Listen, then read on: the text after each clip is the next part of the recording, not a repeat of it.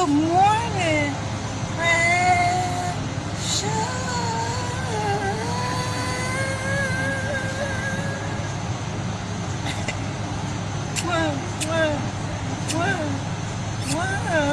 How you doing, baby? Happy Saturday. And today on Coffee and Conversation with your girl, Shakenya.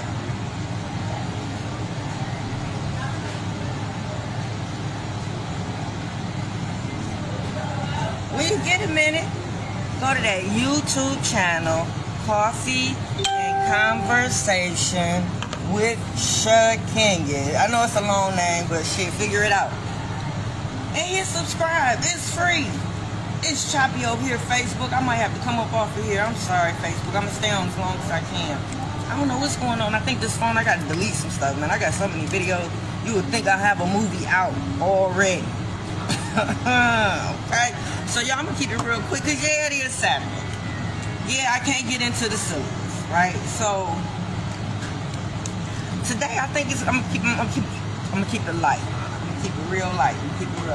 I'm going to touch on some of the ways you can support me, some of the ways you can get to know me, some of the ways you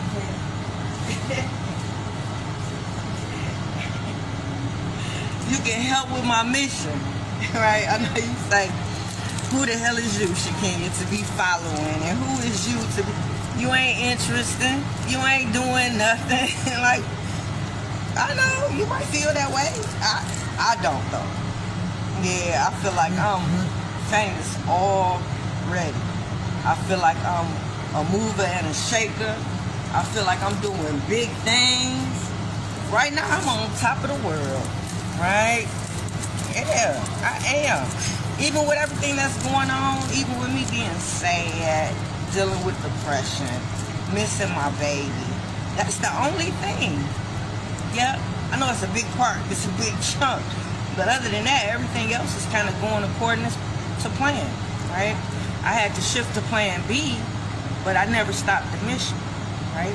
I'm still on the same plan, I'm still on the same program, it's just I had to do things a little differently after losing all the kids, right? Yeah, the children were the backbone of the company, the children were the backbone of everything. Like, whenever I would say, let's do, they just got up and did. They didn't really give me any problems. Like, it was not a lot of resistance. You know what I'm saying? So I might have been delusional, maybe. I don't know, because I saw something maybe different than what everybody else was seeing, right? Like, I saw...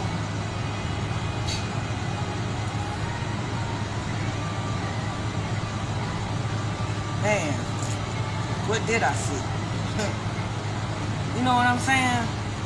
Because today is nothing like where we at in the series 2016. Yeah, 2025 ain't nothing like 2016. It ain't like 2017. It ain't like 2018. 2019, it took a spill.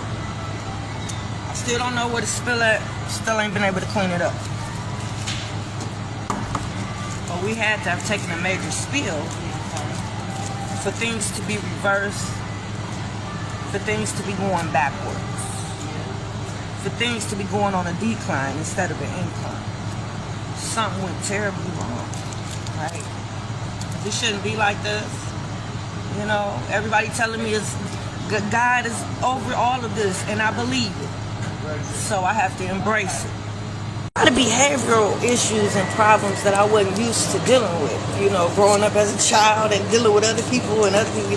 Yeah, because of the jobs I've held, I've been a family service worker, so I was always introduced to different families, different dynamics, helping, giving resources with our wraparound services or whatever. But yeah, he was doing stuff that I ain't like he'd get kicked out and then get took back and then get kicked out the same day. I take them back, right?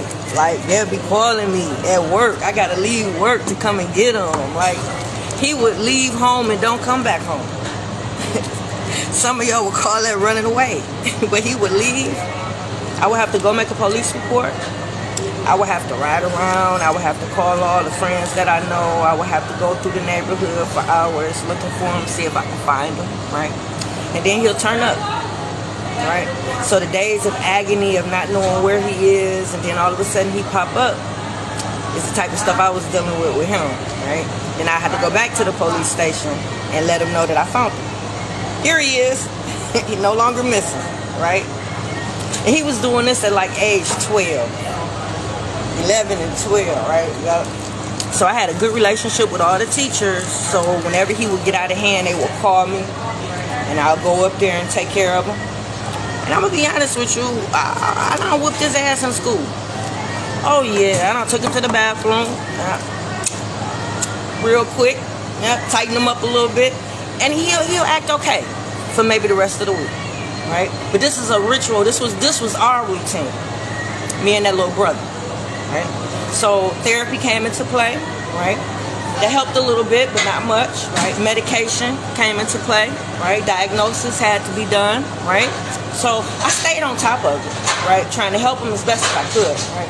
So when behavior started getting too outrageous, like tearing up people's property, and yeah, the whooping stopped working. Yeah, all it was doing was hurting my baby. Yeah, because you got to think about it. If he acting up like twice a week, 2 or 3 times, he getting the ass whooped 2 or 3 times a week. I mean, yeah, that's damaging, right? So I didn't think about it then, because I know when I was growing up, I got my ass whooped and it tightened me up. So I didn't get too many ass whoopings, right? So I didn't get in trouble too much, right? So I mean, he was in trouble all the time, right? So moving forward, I said it got to be a better way. It got to be a better way. So the things that I did do, now, it was a social worker. I want to say his name was Mr. Edwards, and he was at Boysville, right? And he allowed me to bring my little brother and my sons, whenever they were getting out of control, to their place for their meetings. Hence, that's where the family meetings come in at. Yeah, they divulged a lot in that circle with those young men. They talked about a lot. They got a lot off their chest. They got help for a lot of the stuff that they were dealing with in that family meeting. It's what I call it in attitude adjustment. I adapted that, right? The whole boot camp experience, I adapted that in the attitude adjustment. That's like the second phase. Yep. If this don't work, this jail tour don't work, then let's move on into something a little more aggressive, right? So yeah, attitude adjustment was created as a prevention program for children with behavior issues, so it can be like the step before jail. Because here, everything is devised to lock them up, right? They have residential settings is what they call it, but it's really just baby jail because they can't leave when they want. So I wanted to put something in place as a step before we get there. Before you file incorrigibility on the baby, let me take you to this jail tour. Let me let you talk to these returning citizens. Let me let you talk to some people that's been there in your shoes, done what you've done, and maybe you will learn something from that, right? Right now, I'm working on a different method. I'm working on a peer-on-peer mentoring situation. So I want to try to collaborate with the juvenile justice system to see if I can bring the children in there so they can talk to those children. That way they can see a representation of themselves. Yeah, talking to the returning citizens, the adults, it does help, right? Because they're good at telling stories and putting the kids there. But to see somebody the same age as you sitting across the table, and when you leave to go home to your family, they still here in this facility, I think it'd be more eye-opening. So I'm going to elevate it. The radio show. Black businesses are underrepresented. Don't nobody know where you at, who you are, right? People need to know. And in my mind, that's the only reason why I think we don't shop amongst one another, because we don't know. Radio show, platform, me, Sexy Shakenya. Motor City Radio is a platform for black-owned businesses. Support us. Support our people, right? This is black. My boy Mike over there on Greenfield and Schoolcraft, right? This is black. My boy Raynard Brown, yep, over there at Triple Action Fitness, yep. This is black. Allure Wrist Design, yep. This Movado, this not black, but this is, right? So yeah, shop black for the holiday. So Motor City Radio was created. So follow Motor City Radio. Cleaning company, cleaning techs, designed to create generational wealth for me and my kids, right? Something that we can do, something that a vehicle that we can ride to get out the hood, right? Get that money generated from those cleaning contracts. You can use that money for anything, to invest in anything, to build anything, right? I had a team, me and my kids. That's where we started, cleaning techs, right? I'm still cleaning. The children aren't, but I'm still cleaning, right? So, cleaning techs. It was supposed to evolve to be a situation where I'm just hiring returning citizens, giving people a second chance, right? Still on that mission, just slowed down now because I don't have a team anymore, right? But if the children were still working with me, by them generating their own contracts and managing them and hiring their own people, I would have had several contracts going at once. So therefore, I would be able to hire returning citizens as soon as they come home, right? Get them a job, get them on their feet, right? But that dream had to be deferred as well when the baby was pulled out, right? Painting and drywall. Didn't expect it to go as far as it did, right? Started off as being a little task around the house, fixing stuff, because I was always by myself, me and my kids, right? So, yeah, that evolved when I started painting other people's homes, right? So it got to the point when I get to their house, they ask, can you do this? Can you do this? Can you do this? And of course I'm going to say yes. And I'm going to jump on YouTube. Next thing I know, I'm putting in ceramic flooring. I'm putting in subfloors. I'm building frames. I'm hanging drywall.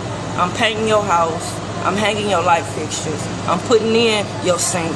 I'm putting in your plugs and your outlets, right? So, yeah, but that too is supposed to evolve to where I just get the jobs and send people on. Again, my returning citizens, my people, right? So I'm doing all the work and doing all the jobs, not because that baby was pulled out and it pulled my team apart, but I'm still moving, right? So you can support me by going to my page, Shakenya Wardlaw on Facebook, Shakenya on Instagram, Shakenya on TikTok. You can get a copy of my book, Dysfunctional Family Knot. You can go to Amazon, Lulu Publishing, and you can get it from Urban City Publishing. And this was my therapy. Yeah. Talks about all the dysfunctions in my life growing up as a child. Talk about how I am as I was writing the book, because I have journal entries for what was going on. A lot of the stuff I talk about here on Coffee and Conversation is in the book. Yep. You can support Coffee and Conversation by going to that YouTube channel. Yeah. We talk about everything on Coffee and Conversation.